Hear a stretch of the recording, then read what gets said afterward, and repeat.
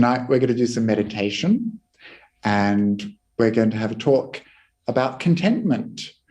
And so I hope that you're content with that plan. So meditation and contentment, of course, these things help each other. When we meditate, we learn what it means to be content.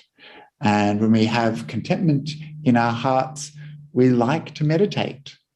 The reason is because one of the things that takes us away from meditation, that stops us from practicing, that doesn't let us get to the cushion, is desire for things in the sensory realm. All those wonderful things around us that we can do. We can binge on Netflix.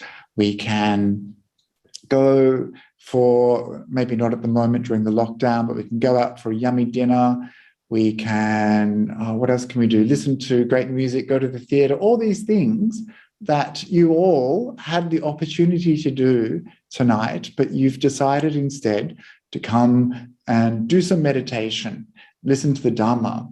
So you must already have some level of contentment in your hearts, happy just to focus inwardly. So one of my favorite images in the suttas is the image of a tortoise. This is an image that the Buddha used to talk about sense restraint. So we have sense desire, sensory experience, and through the practice of meditation, we develop something called sense restraint. This is the desire or the intention to turn away from the impingement on the mind of sensory objects and to go within, to look within. And so the image is that of a tortoise who is being attacked by a hungry jackal. So a jackal is like a kind of wild dog. And so this tortoise, quite clever, all it does is pull its little head and its limbs inside its shell, and then it's safe. So this is an image that we can use, that we can easily relate to for meditation, for sense restraint. So we can imagine that the head, 2 arms, the 2 legs and the tail are our 6 senses. That's our 5 senses plus the mind. And we draw away from those things when it's time to meditate. So we bring them inside our shell. We don't get involved with the senses. We don't get too involved with the mind, and we just let go. And when we do that, we're safe. We're safe from the jackal. The jackal's trying to take away from our peace. The jackal's trying to take one of the arms, one of our senses, and pull it away. So this is an image that I often think about when it comes time to meditation. I want to be like a happy little tortoise. I want to be safe inside my shell. And so this is an image that we can use, and the starting point for our guided meditation tonight, where we're going to explore the idea of contentment. So we're going to meditate for, how long do you think? 30 minutes? Yes? Is 30 minutes okay? No one's bidding in the chat, so good. We're going to do 30 minutes. And I'm just going to guide the beginning. I probably won't talk the whole way through. So if you're more comfortable with the camera off, I understand. If you like to leave it on, it makes me feel like we're a little bit connected and not just shouting into the void. And so we can begin, firstly, by finding a comfortable posture. This is really important if you want to be content, if you want to sit still for as long as possible, which is a good thing for our meditation practice to do, to be able to be comfortable and relax in your meditation posture. A lot of people don't take the time to set up their posture. A lot of people aren't sure how to sit correctly. So I just encourage you, if you can, to make sure that wherever you're sitting, if it's on a chair or on a cushion, that you can be upright but not uptight. So you want to be stable and steady in your posture, but not stiff and rigid. You want to be able to feel like you can sit there comfortably for a long time. So I see some people shuffling around, and I think that's a good thing to do at the beginning of the practice. Just find where that comfortable position is. And then you can roll your shoulders back, feel like there's some heaviness in the shoulders. You can let go. And then when you're ready, you can close your eyes. And when you close your eyes, you're like that little turtle, that tortoise, already shutting off some of the relentless information of the world. And we're beginning that journey inward.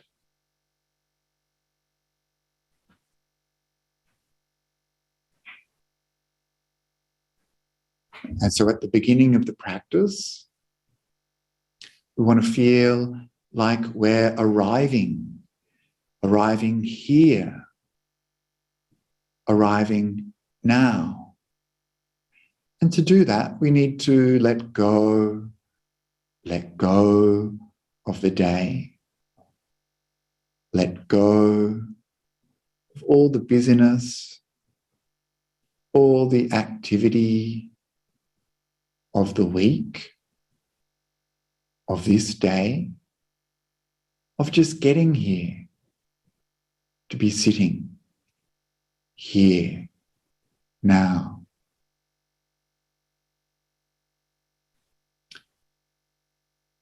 And so just imagining all those things from the past, like a heavy suitcase, full to the brim. You feel the weight of the past. Feel that it's heavy.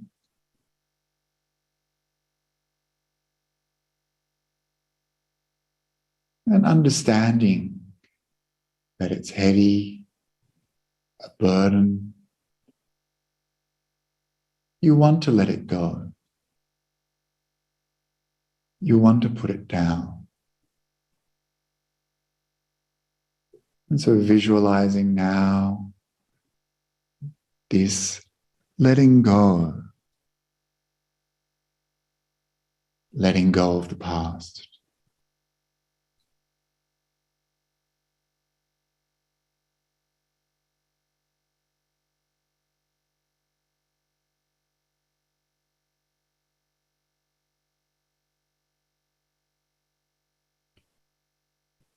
And in the other hand, a suitcase. It's full of the future, all our hopes, all our plans. The future is so uncertain. And there's a heaviness there also, a weight of expectation, of wanting, moving towards the future. And feeling that burden, feeling that weight. We understand it's heavy. Future is a burden. And so knowing this, we want to let go. We want to put that suitcase down.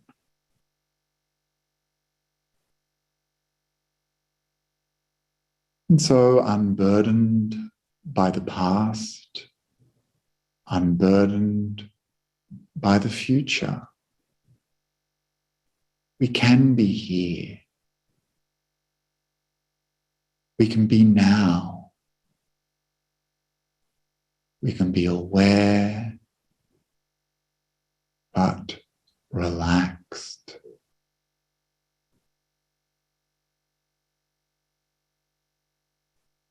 And we continue letting go. We've closed our eyes, letting go of sights, visual stimuli.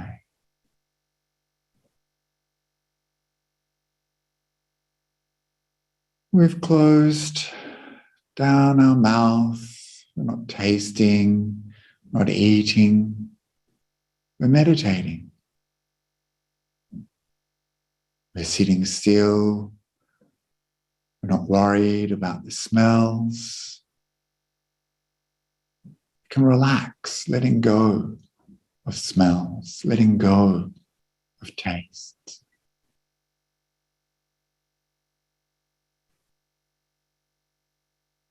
And we're letting go of this body, not worried about what it looks like.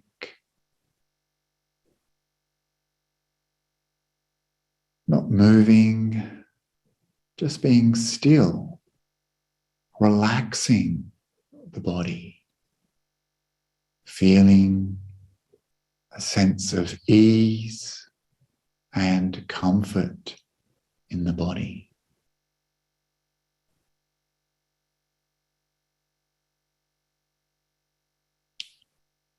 And we're still hearing the sound of my voice, but we're not listening to music, we're not listening to people around us, we're not using our ears except for the purpose of deepening our meditation, deepening this letting go.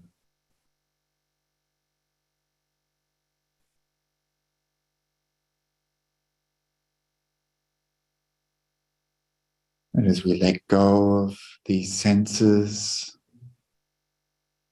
tranquility of mind.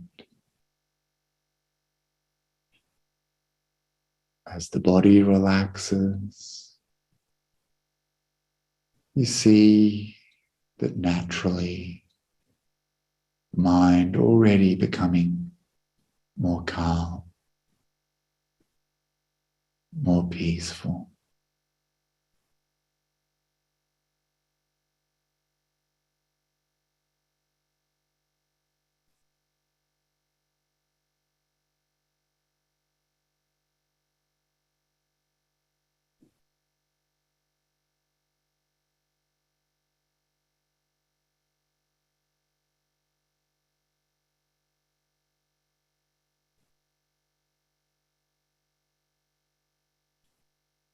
And sitting here now with this relaxed body, our senses withdrawn, with this calm, quiet, peaceful mind.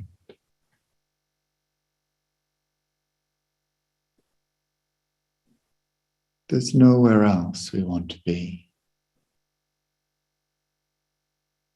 Not in the past,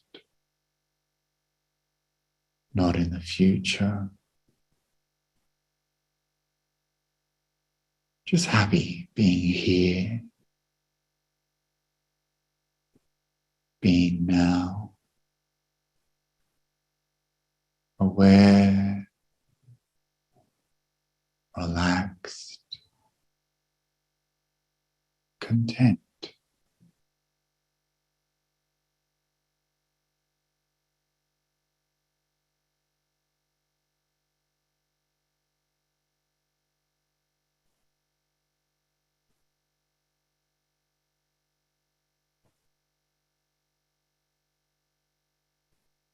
And there's nothing to do, nowhere to go. Just being at peace, still, resting, and content.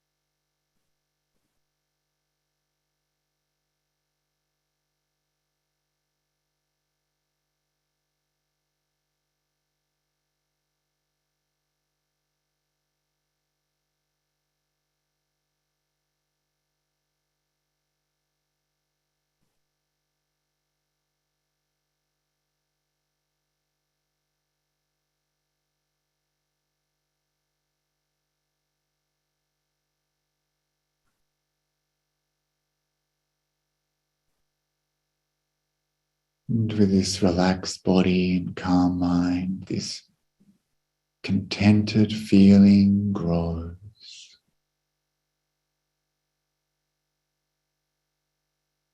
It feels good. It feels peaceful, warm and soft.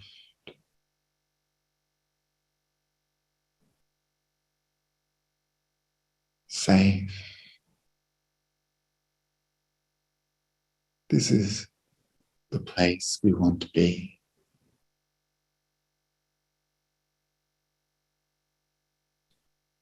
And so for the rest of the meditation, just experiencing freedom from busyness, freedom from activities, planning, freedom from tension, tightness in the body, freedom from the past and future. And just sit here, doing nothing, going nowhere, peaceful, still, experiencing contentment.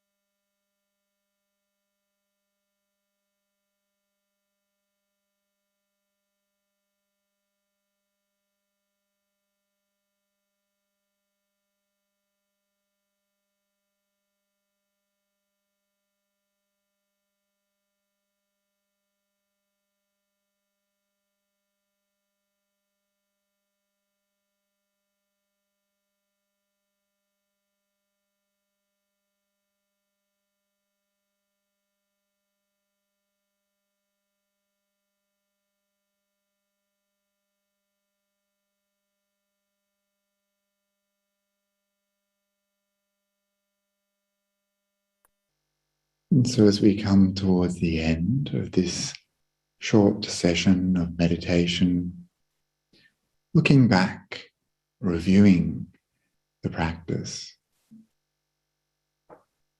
how did it feel to let go of the world for a short time and turn inwards?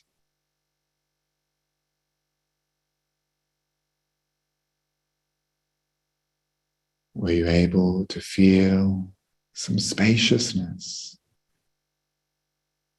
some peace, some quietness?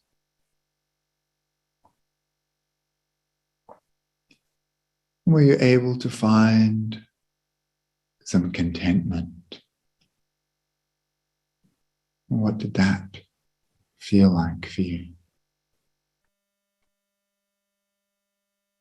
So we can dedicate the merits of our practice, thinking, may all beings have what they need. May all beings be happy with what they have. May all beings find peace. May all beings attain nibbana.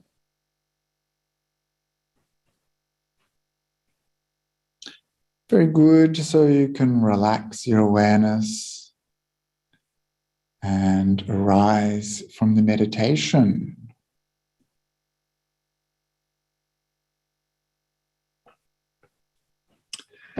So when we practice this process of turning our back, even momentarily, on the sensory world, we're practicing the second factor of the Noble Eightfold Path. We're practicing Samma Sankappo, right intention, right motivation. The first of these right motivations the Buddha talked about is renunciation. Renunciation, nekkhamma.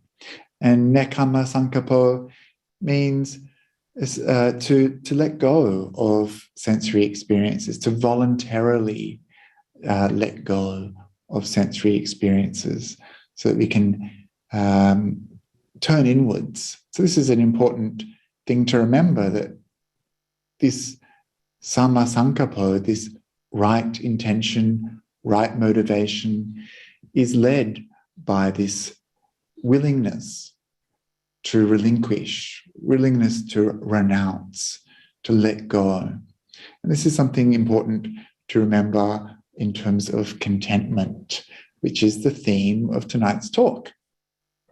So contentment. I think everyone probably has a different idea of what it means to be content. And I'm interested perhaps in hearing from some of you. If you're close to the typewriter, maybe you could give me a one-word synonym, a one-word synonym for contentment. What does contentment mean to you? So we'll see there's some people looking like they're typing. Here we go. Enough. Yes. Peace. Peace. Ease. Yeah. So these are good words for contentment. Comfort, says Meredith. Yes. Comfort could go either way, though, couldn't it? But this is the thing about contentment. Inner peace. Yes, that's nice too. So is contentment something that we should chase after? Is it something that we need to strive for? Do you strive to be content? Do you reach out to be content? Letting go. We've got another response there. I think it's quite easy to be content if you have everything that you need, isn't it? Like, it's easy to be content on your holiday by the beach with, a good hotel suite behind you. Then you can feel content. Then you can feel the peace. Sometimes it's difficult to be content when we need to be content, like at a retreat center. We have to let go of a lot of our usual comforts. And one of the lingering images, and the reason why I used the images of suitcases at the beginning before the meditation, is one of my favorite images in my own head, which I've seen at meditation retreats. The first meditation retreat that I led, actually, I saw people coming along and they had all these suitcases for a weekend retreat. And I remember just thinking, what could you possibly need all that stuff for? People arriving with 2 suitcases, 2 pillows. And I remember thinking, why? And there's a famous story. It's a story I often tell about Ajahn Lee Dhammadharo, who is a famous Thai forest monk. And this story goes that they were all off on a retreat one day. He was leading a retreat, and all these lay people were coming along from Bangkok. They met at the train station. They all got on the train, and he saw, they didn't get on the train, they were about to get on the train. And he saw that they had all this luggage with them. And so he said straight away, he said, right, we're walking there. And so everyone had to drag their luggage. And as they're going along, like they're realizing the heaviness of this stuff that they're taking with them, that it's a burden, that it's weighing them down and it's hard work. And so as they're kind of going along, a few of them are stopping and opening their luggage and kind of tossing things out that they don't need. And this happens a few times as they go along. And eventually they got rid of enough stuff. They said, okay, now we can go back to the train station. So they got on the train station and went to the retreat. Because this is one of the things that we're supposed to be practicing when we go to a retreat. We're actually practicing renunciation. We're trying to get familiar with just how much we need or how much we don't need. And when you think about it, humans, we only need a little bit to survive. And perhaps in the big picture, all the problems of the world, all of the wars, all of the environmental pollution, all of these things didn't happen because people were content, but happened because people were uncontent, discontent. And so one of the models of contentment in Buddhism is the Sangha. And so we are supposed to be models of contentment. And this is why the Buddha said that we should rely upon only four things that we need to survive as monastics. So the first thing we need is our robes. So we're supposed to have only 3 robes. Sometimes we'll have more, like we'll have an extra lower robe, perhaps. In the forest tradition, we try to make do with 3 robes. So we have the upper robe, the lower robe, which goes around our waist, and we have our 2-layered robe, which is for the cold, our sangati. And we're supposed to wear rags as well. So this is the kind of approach to contentment the Buddha was asking the Sangha to undertake, that we should wear rag robes. And when our robes tear or become worn, that we should repair them. And so this is why I've got my robe here, a lower robe, which is the robe that I first got 6 years ago now. And just want to take a moment to share with you that today is the 6th year anniversary of my going forth as a novice monk. So only a short time in monk years, but a long time to wear the same robe, right? And so we patch and we repair our robes, and we're not allowed to ask for new ones. And so this is something that the Buddha asks us to be content with little. The second thing that we need is alms food. So we're supposed to rely upon leftovers. We're not supposed to eat fancy lobster or what else is fancy yum cha or whatever. We're just supposed to take whatever is offered. And we're very fortunate here at the monastery at the end of the world that we've got a lot of people who are very kind and look after us, and they make really good food.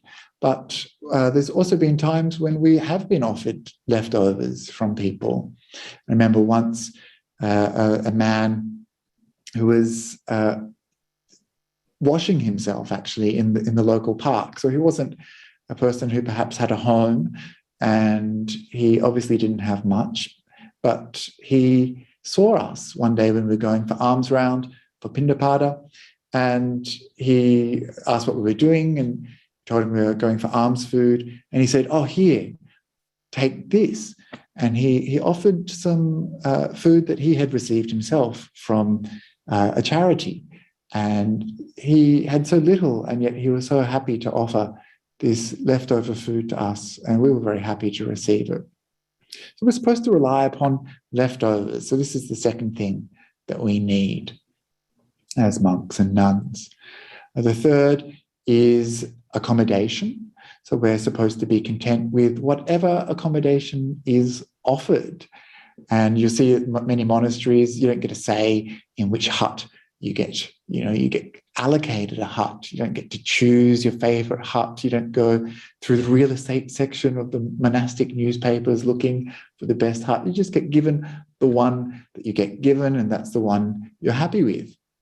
And the Buddha said that we're supposed to be content just sitting, living at the bottom of a tree.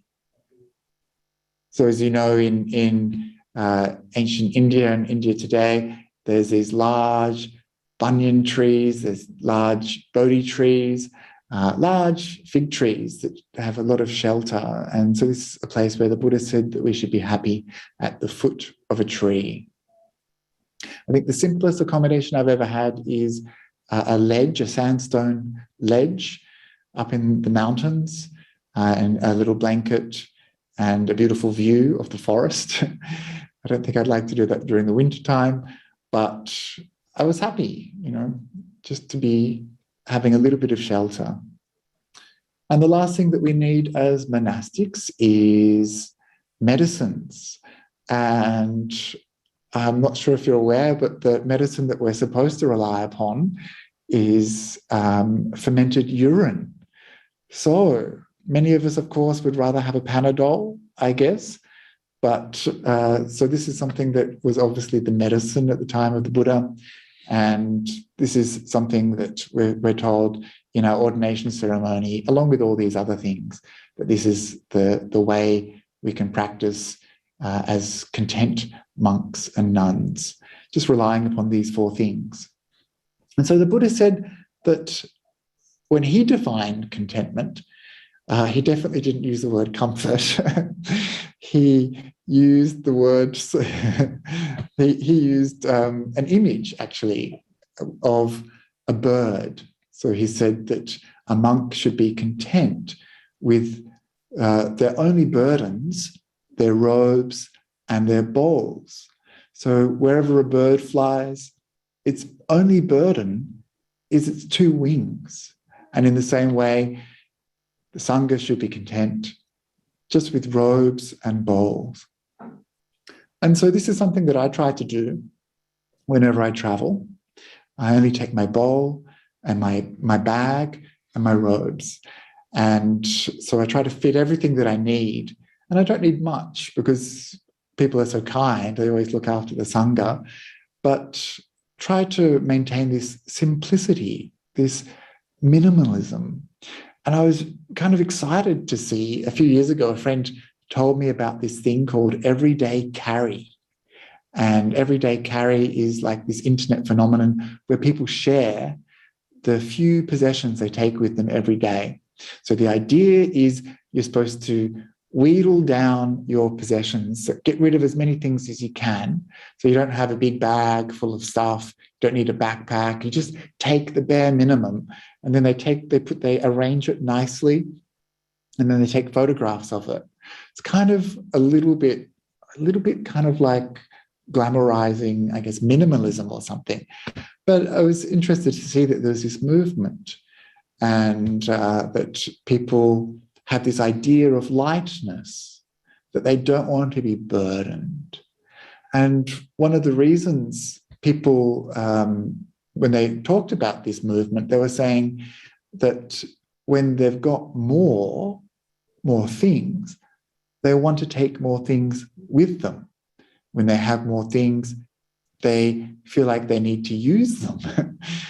And so instead of just using the bare essentials, just using what we really need, we end up kind of using more and more and more.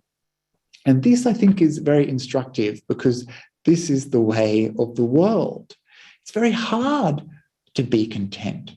It takes an effort to be content. It takes a letting go, but that letting go is a kind of effort because it's so easy to reach out. It's so easy to fill that space with something else. It's so easy to feel like we need more and more and more. And this is how it works. This is the way of the world. So I'm a monk. I'm supposed to be content with these things. But to be here with you today, I can't just magically appear. I need to have a few extra things, right? I need to have a computer, I've got a microphone, I've got the internet, I've got this camera, I've got all of these cables.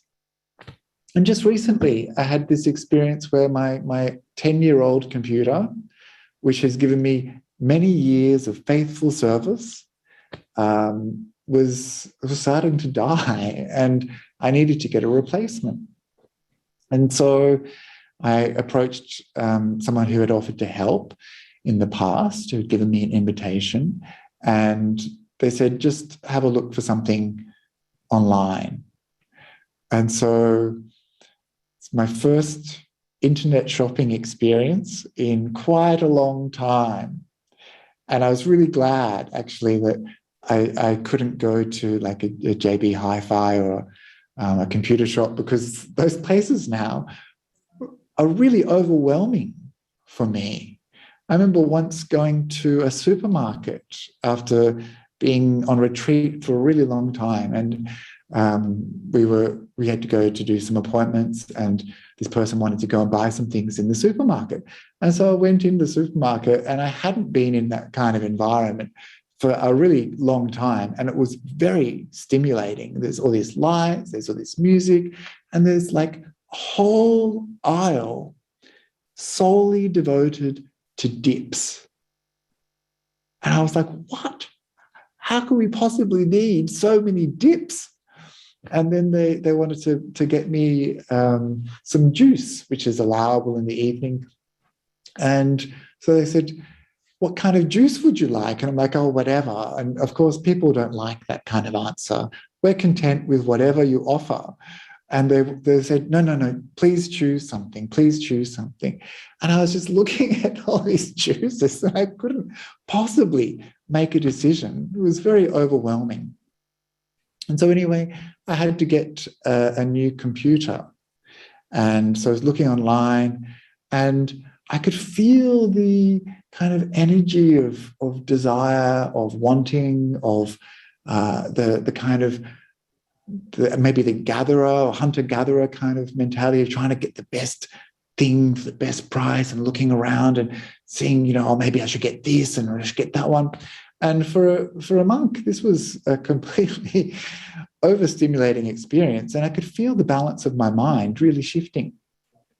And so I think Ajahn Brahms, he used to tell a story where someone gave him an invitation for a very small amount of money, and said, if you need anything up to this value, please let me know. And Ajahn Brahm was sitting there in candlelight with this, stub of a pencil and this scrap of a paper, thinking of all the things he could get.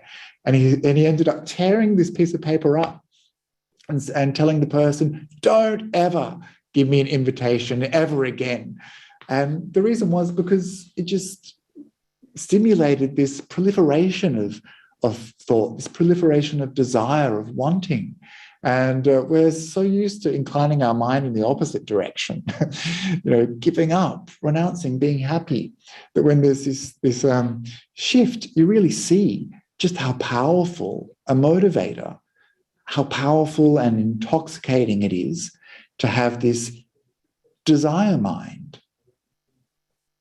And how illusory these sense pleasures are. So I got the computer, and it's not that I'm disappointed in the computer. It's a wonderful computer, but it was a pretty underwhelming experience. Maybe I'd built it up a little bit into my mind, the way that we do. And then when I got it, it's kind of, here it is now. We're used to each other already. And it's almost like it's not a new computer at all. And how quickly it will become sick and tired and start to malfunction, and how annoying it is that there's all of these cords that I have to take care of this thing.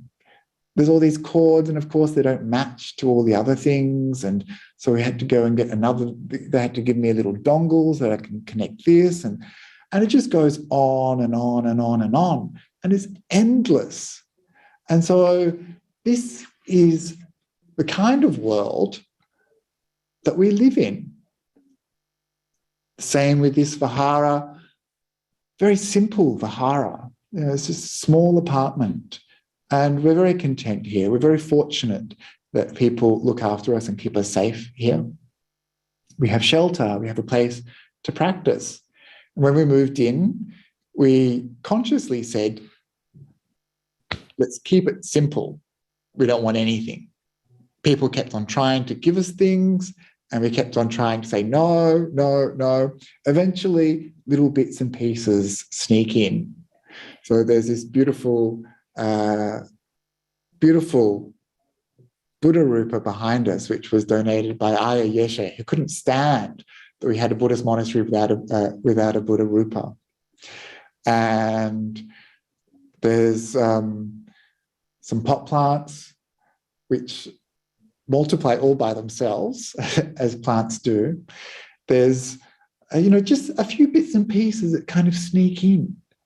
And that's fine. We're not really attached to it. It doesn't belong to us. We'd be quite happy to leave them behind.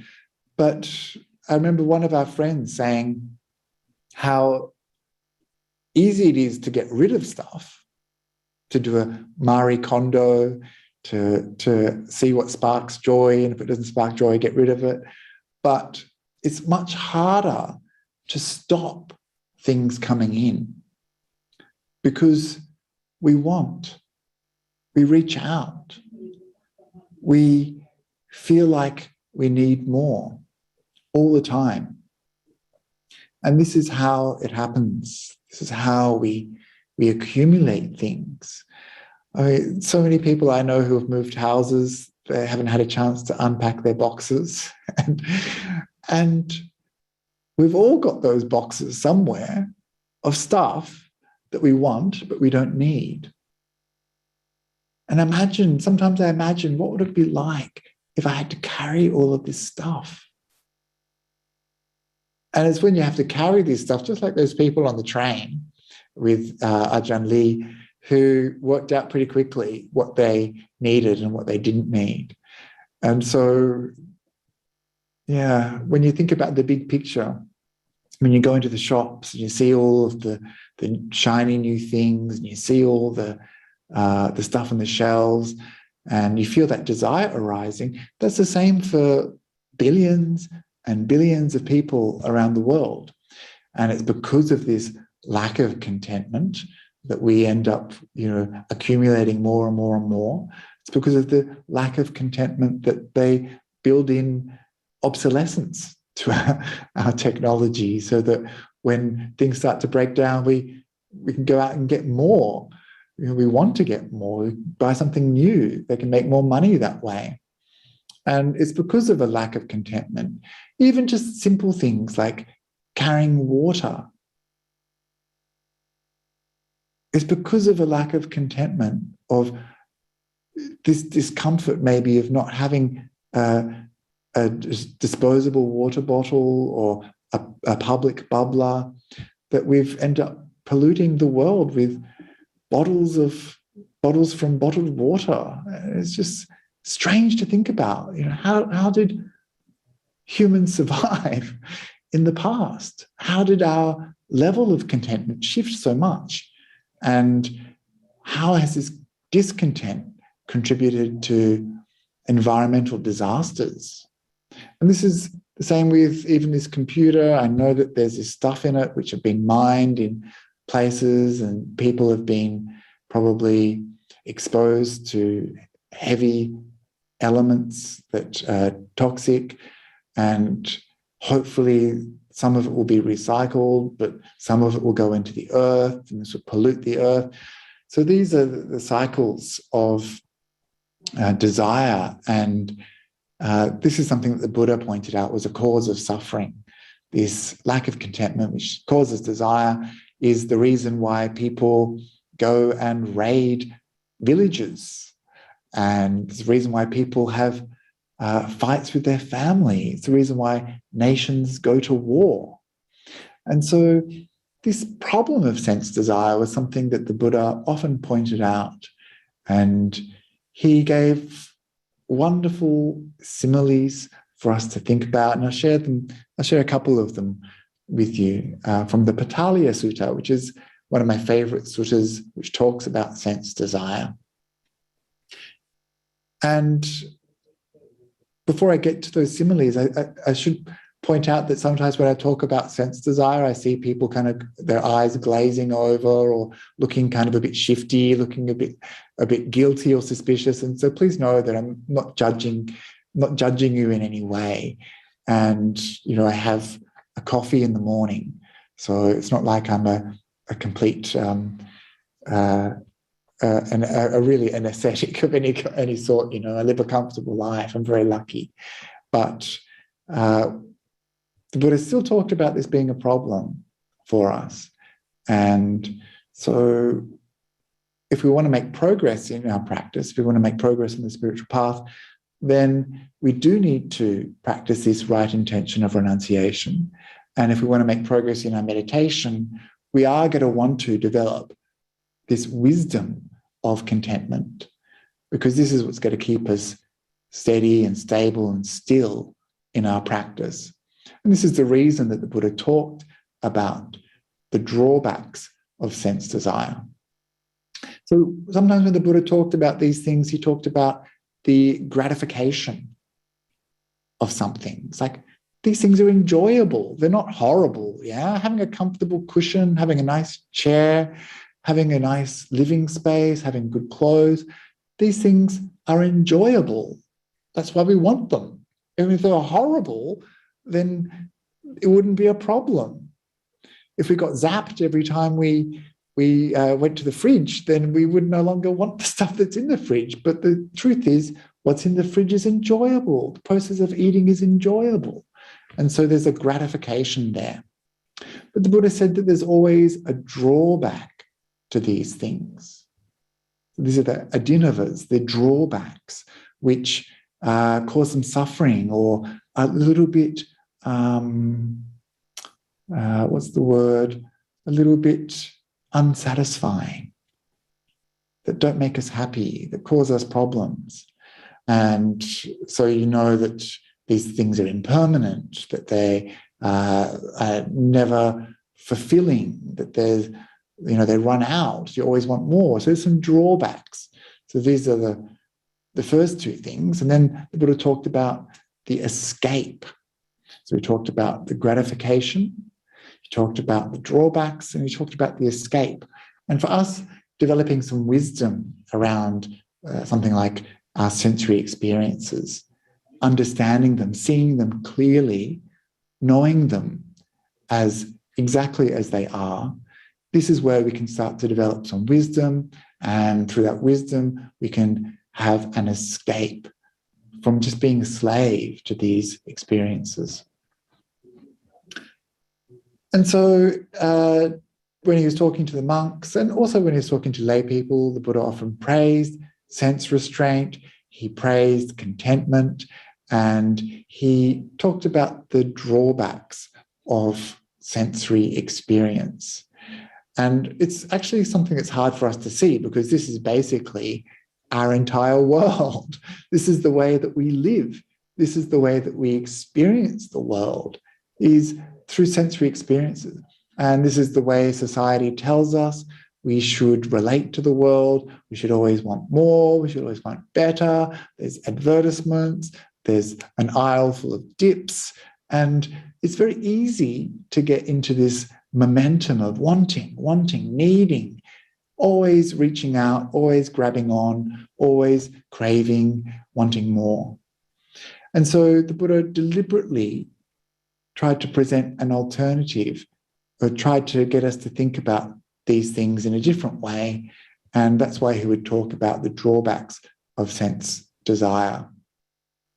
And that's what this sutta that I'm going to talk about is all about. And it's the Potaliya Sutta, and it's in the Majjhima Nikaya, number 54. And it's a series of images he addresses it to this ascetic, Potaliya, who the Buddha is kind of hinting that maybe Potaliya isn't ascetic enough.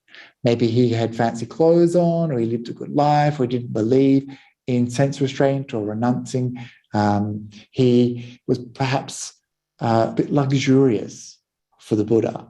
And so the Buddha calls him not an ascetic, but a householder, which is, for the Buddha, is like a bit of a slap in the face to this Potaliya, who's like a bit of judgment given there. And so the Buddha is talking to him, wanting to help him, obviously, by showing him the drawbacks of sense desire. And so he gives him 7 similes, and I might not get through them all, but I'll start off with the first ones, which are the main ones. And so the image that the Buddha uses is the image of a dog, a hungry street dog, at the butcher shop. And the butcher, being a good butcher, scrapes all of the bones clean. He wants to get the meat off them. He sells the meat, he makes money off the meat, and so he scrapes the bones very clean and then tosses the bones to the dog. And so the Buddha says, what do you think? This dog chewing on those bones, will it ever be satisfied? Will its hunger ever be assuaged? And of course, we know that no, you don't get satisfied. It's not going to get full. It's not going to get any nourishment. It's not going to feel content chewing on this bone. It's only going to get frustrated and more hungry. It has the taste, but not the nourishment. And this is how it is for us with our sensory experiences. We get a little bit, but we always want more. We taste a little bit of that brownie, and we want another bite. We think about it. Oh, I wish I had more of that brownie. Maybe I'll get another one tomorrow. And you can see how we're just never satisfied, always wanting more, always reaching out, grabbing on to this sensory experience. And then it comes time to sit in meditation. There you are, trying to be peaceful and relaxed. And the thought of this brownie comes into your head. You're like, oh. And maybe you'll get up and go, open the fridge, get out the brownie, and there's your meditation gone. So this is the power of sensory experience. This is why sense desire is called a hindrance. And you can see it in your meditation. When there's sense desire, it's very powerful. Always wanting, always reaching out, never content, never letting go, stable and steady. When that hindrance is present, meditation is very difficult. And so this is the first image that the Buddha used, this image of a dog gnawing a bone, only reaping disappointment. The second image he used is the image of some birds, vultures and hawks and ravens, fighting over a tiny scrap of meat. So this is something you might see in a nature documentary. This really happens. The Buddha always used such powerful images, and I'm a very visual learner, so I when I see these things, it makes so much sense. And it's like, this is what it's like to have sense desire. We have to compete with others for a little scrap of something. And, you think about the Boxing Day sales. I've seen images, videos of people lining up before the building is open and then fighting their way in and pushing people out of the way, all to get a bit of a bargain. It's like these birds fighting over these scraps. And then, of course, the pandemic came and suddenly people are fighting over toilet paper in the supermarkets. So strong is this desire to grab something for ourselves. We fight with others for it. We compete with others for the corner office. We compete with other people for a job or a promotion. This is in line with getting more of what we want. We feel like we need more. We feel like we need that job, that promotion. And so this is the second image the Buddha uses, these birds fighting over these scraps. The third image is an image of a grass torch. So a grass torch is like, you maybe see kind of like Indiana Jones or something, like a torch that's just lit out of a bundle of grass. And if you're not careful, you're carrying this torch in front of you, the wind is blowing. If you're not careful, that wind is going to blow the torch, the embers, into your face, and you're going to get burnt. And so this image of getting burnt by your sense desires is something that perhaps we can all relate to. You have a little bit too much of that chocolate cake and suddenly you don't feel so good. Or people who drink a lot, the next day they have a hangover. It's like they've been burnt by this sense desire. Or when you go shopping online and you get something and it's not at all what you thought it was going to be. I remember reading about a woman who thought she scored a really good bargain on a rug, only to get it in the post and find out that it was a rug for a doll's house. So she was quite disappointed because it was that was big. Or even things like, matchmaking websites like Tinder or Grindr or whatever. You think you're going to get a good deal, but you're not really sure you can trust what's on the screen. And so we can get burnt sometimes by our desires. And so this is another drawback that the Buddha talks about. The next image is a complicated image and requires a bit of explanation. So this is the image of a person being dragged and suspended over a pit of burning coals, of hot burning embers. And maybe something happened in the recitation of this image, or maybe this is like a shorthand image, because it's hard to see how this kind of relates. This person obviously doesn't want to get burnt, doesn't want to get hurt, but they're dragging him over this fire. And some people have theorized that it relates to another sutta called the Magandiya Sutta, where there's a person who is a leper and they've got a really itchy stump, and it's really, really itchy and so painful that the only way to get relief is to cauterize it, to burn it, because that kills the nerve endings and stops the pain. And so, when you've got that kind of burning, so when you've got that burning itch, that doesn't quite make sense. When you've got that itch, that desire, it's really painful. And then you cauterize it, and that painful experience of getting burnt is somehow more pleasurable than the pain that you had from the itch.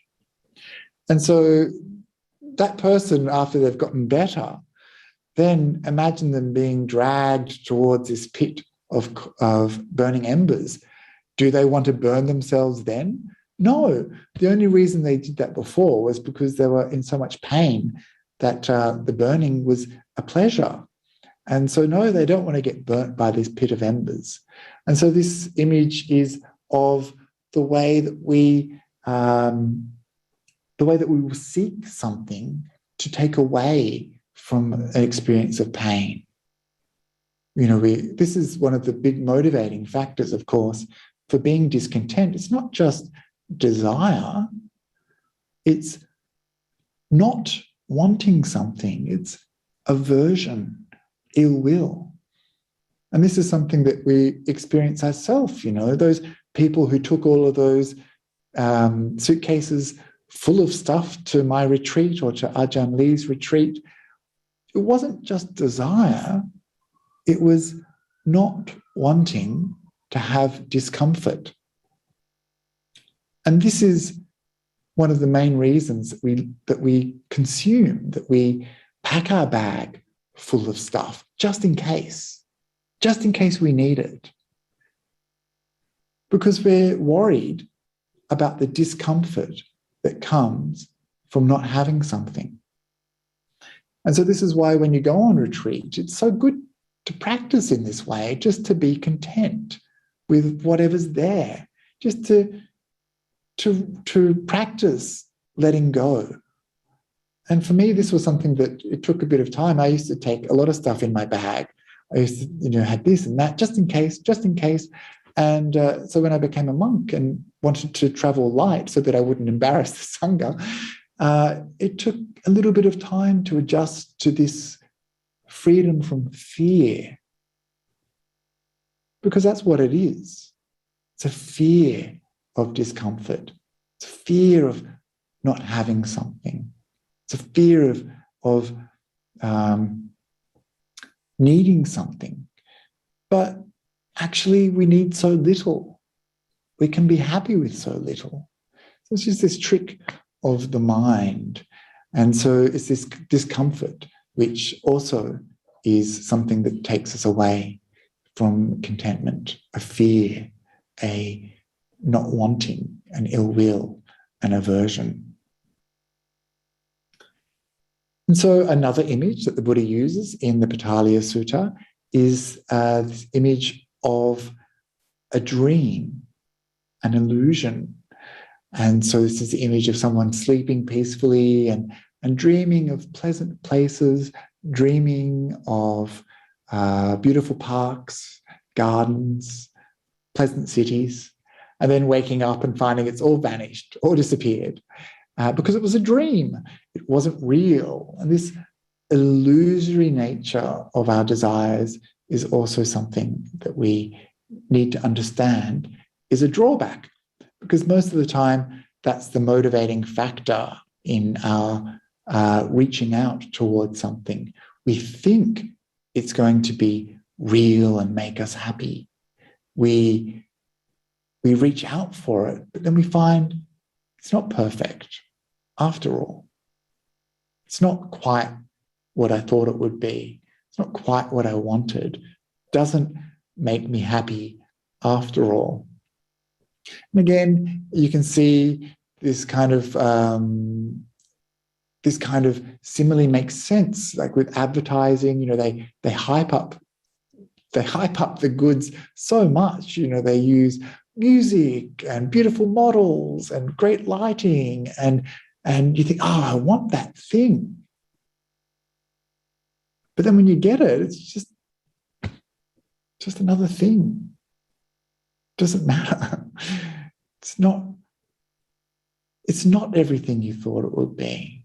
We've just been seduced. We've just been played.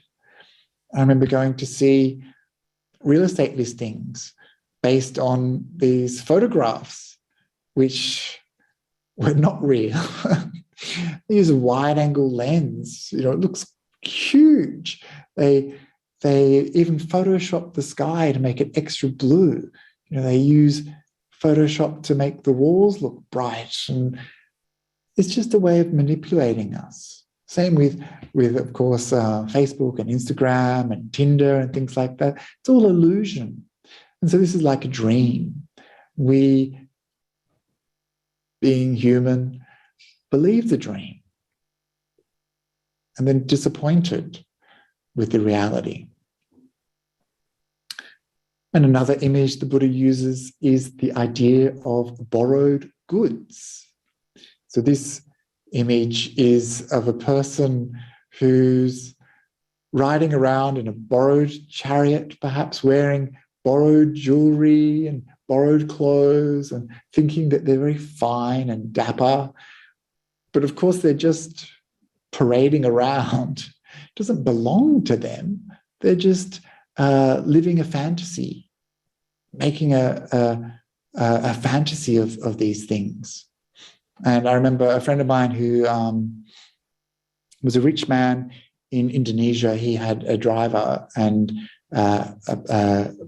some servants who lived in his house and things like that.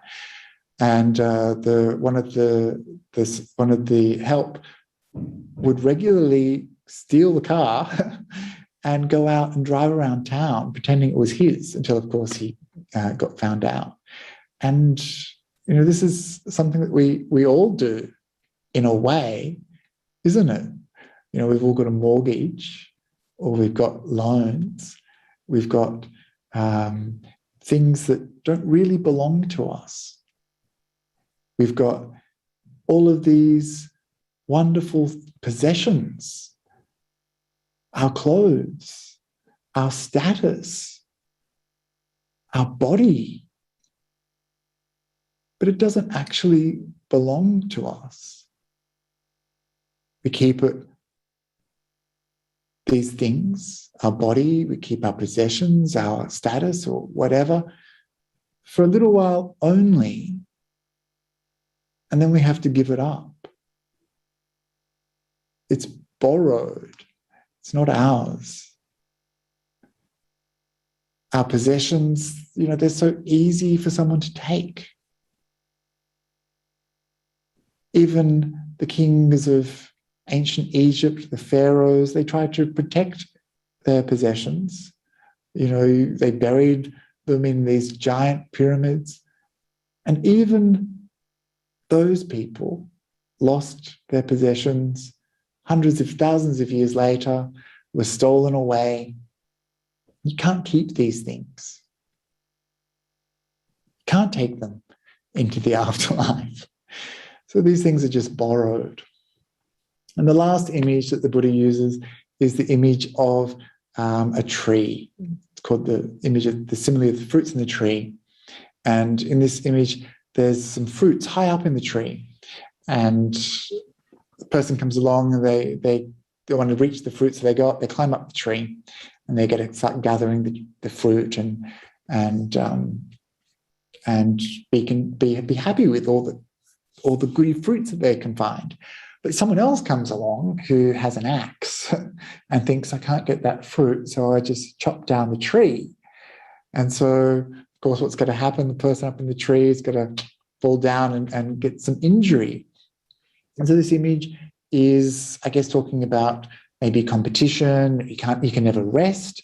I remember my father, he worked very hard all his life and then wanted to retire. And then the GFC came along and, wiped out his superannuation. And, even when you're working really hard and doing a good job, you feel this tension because there's maybe this younger person who's just been employed who wants your job, and you have to keep working hard. You can never rest. There's never any freedom from someone else taking away the things that you've worked hard to get. And so this is a problem for us, that we've always got this kind of tension, this fear, this the things that we have could be taken away from us at any moment. And so these are the 7 similes that the Buddha used in the Potaliya Sutta. So we'll just go through them one more time.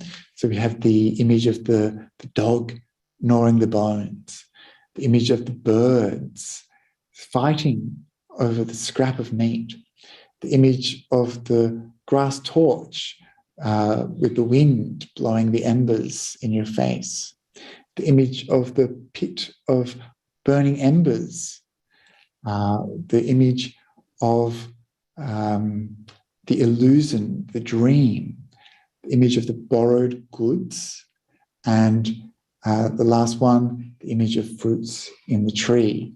So these are ways that the Buddha tried to get us to see some of the drawbacks of sensory pleasures, sense desires. And the reason for that was that we need to understand where true happiness lies. If we're always seeking pleasures outside, then we're never developing the internal pleasures that come from meditation, where if we only see benefits in external stimulation, sensory experience, then we're never going to experience the bliss, the peace, the happiness, the contentment that comes from practicing meditation. Because we're always in this conditioned desire-based, living our life, reaching out, we're never going to stop and look inwards and experience those things within ourselves. We're always going to want to rely upon sensory experience, rely upon external stimulation for our happiness.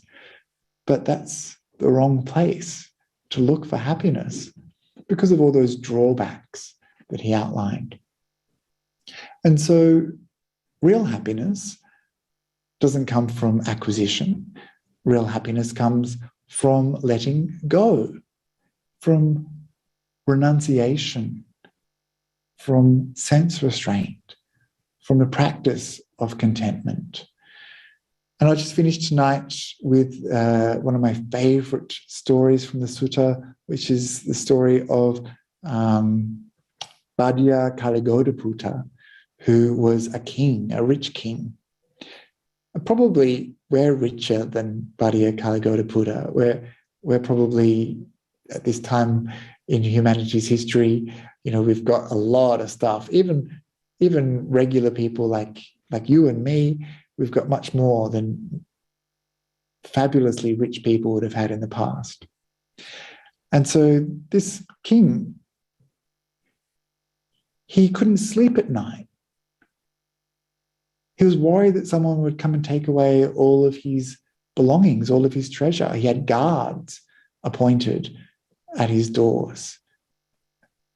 And eventually he became a monk. And then one day in the forest, he was thinking about how wonderful it was that he didn't have any problems anymore because he was practicing contentment and renunciation. He had so little. He didn't need all of those things. He realized the happiness that comes from letting go. And he was sitting there and he was just so happy and so blissful. And he said, "Oh, what bliss, what bliss." And people heard him saying what bliss, and they thought maybe he was up to no good. So they reported him to the Buddha. And then the Buddha summoned him and he said, "Why were you saying what bliss, what bliss?" And he said, "Well, before I had so much stuff. And I was so worried about keeping it. I was worried about losing it. I had no peace. I had no happiness. But now that I'm a monk, I live in the forest and I'm content." And this contentment was bliss. And so I think I better finish up there because we're almost out of time. But something to think about: where do you find your happiness? Where are you going to find contentment? Are you going to find contentment in the world outside? Or are you going to find contentment in your heart within? And so these are a few words on contentment. I hope that they're of use to you. And thank you for being here tonight. It's great to see you all.